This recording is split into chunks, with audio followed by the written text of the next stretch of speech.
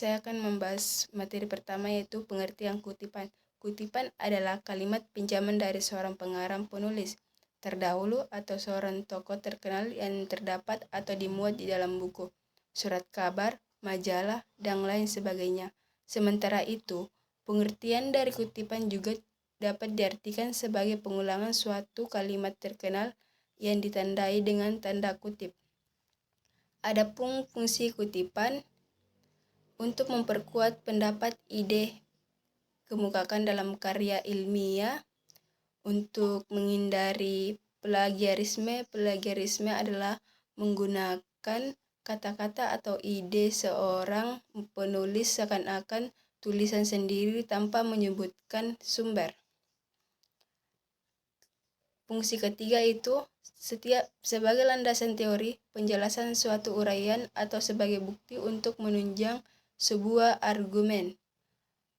Keempat, kutipan dibuat untuk dapat membantu pembaca yang ingin memahami lebih lanjut mengenai ide dari pengutip.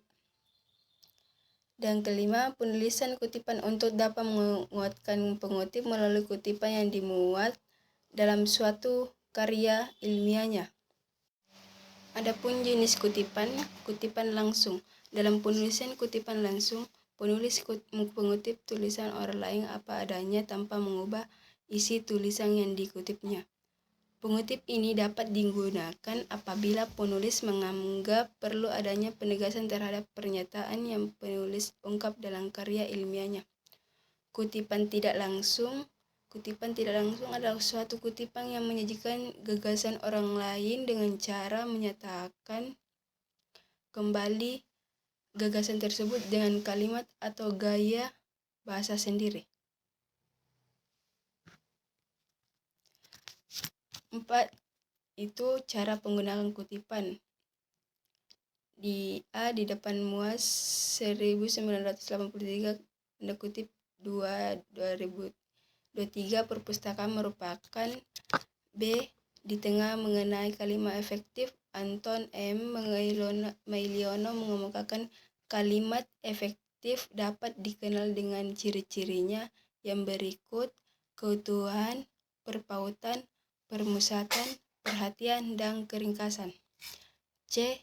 Di akhir perkembangan koleksi harus didasarkan pada kajian pemakaian tepat sehingga efisien dan tingkat keterpakaiannya tinggi.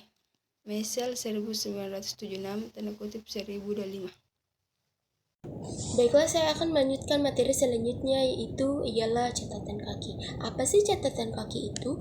Catatan kaki adalah sebuah catatan kecil yang ditempatkan di bagian bawah halaman atau di kaki halaman dalam sebuah tulisan ataupun dokumen.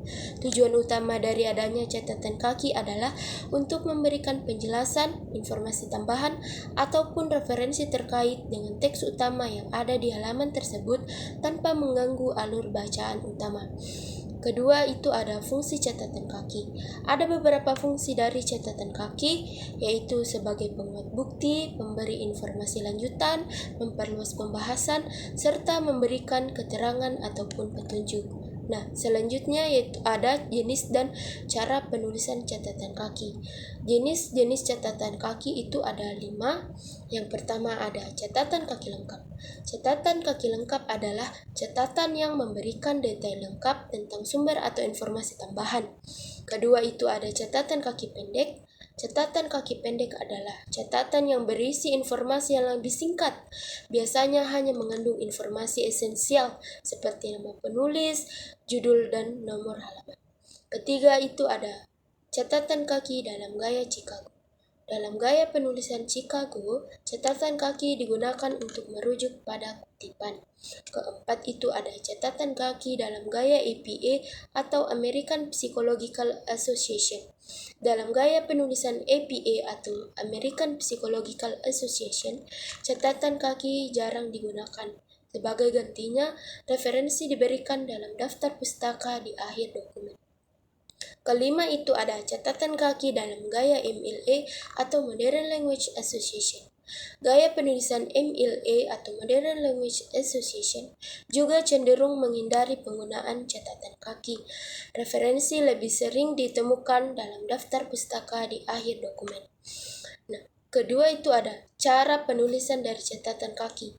Ada beberapa langkah dalam penulisan catatan kaki, yaitu pertama, dalam penulisan catatan kaki diberikan garis sepanjang berukuran 14 karakter dengan margin kiri serta berjarak 4 spasi dari jarak tulisan. Kedua ada penulisan dengan memberikan 1 spasi. Ketiga itu menuliskannya diberikan nomor. Keempat, jika di catatan kaki memiliki 2 baris, maka kutipan di bawahnya ditulis pada margin kiri.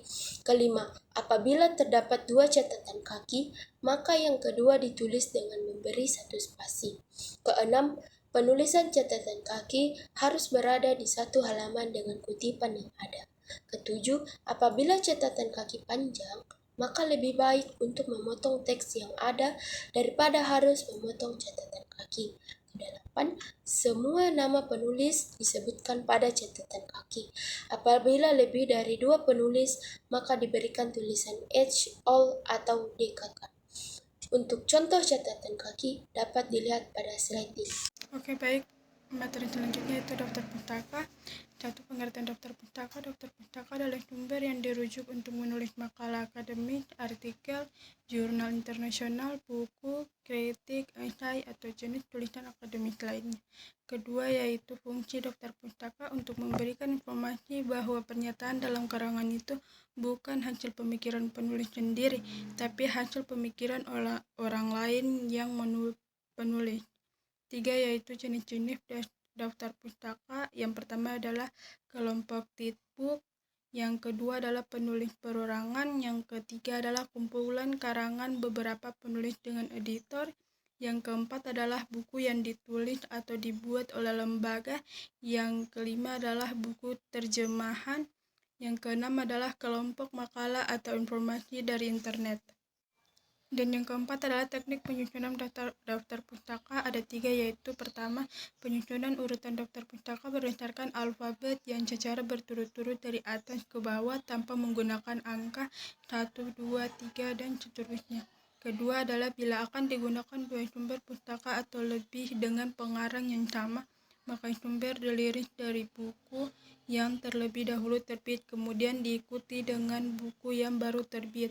Yang terakhir adalah bila daftar pustaka berasal dari sumber internet, maka daftar ditulis seperti yang disarankan oleh Sophia 2002, yaitu di mana komponen bibliografi online tersebut ditulis seperti berikut, yaitu nama pengarang, tanggal revisi terakhir, judul makalah, media yang memuat, URL yang terdiri dari protokol atau situs, path atau file, dan yang terakhir yaitu tanggal akses.